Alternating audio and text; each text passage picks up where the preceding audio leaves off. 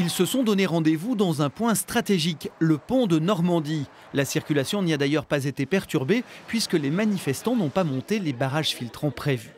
Très vite, le groupe se scinde en deux. Une centaine de producteurs se dirigent chez un important groupe de stockage frigorifique. Ils recherchent des viandes d'origine étrangères. Bingo, presque aucune marchandise nationale, mais du porc et du poulet espagnol ou britannique, de l'agneau de Nouvelle-Zélande et du bœuf d'Uruguay.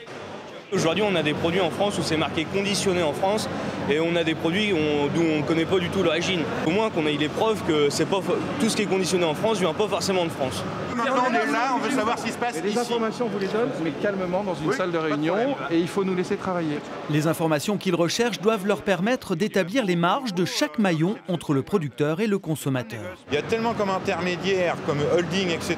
dans les groupes. Enfin, là, apparemment, Seafrigo, le groupe Seafrigo sur lequel on est, ça appartient au groupe Maex, qui est un groupe portuaire.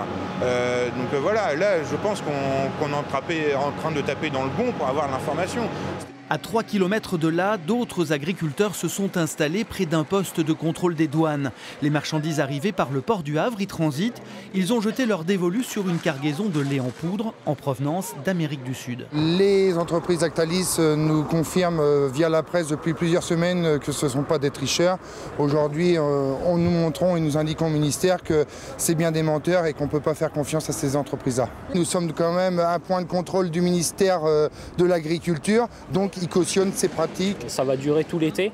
Et après, comme ça, quand on ira voir les industriels et les grandes surfaces qui nous répondent qu'eux privilégient les aliments français, on pourra leur montrer que non. Les 4 principaux groupes frigorifiques havrais ont été contrôlés dans la journée. Une bonne moisson d'informations pour les agriculteurs.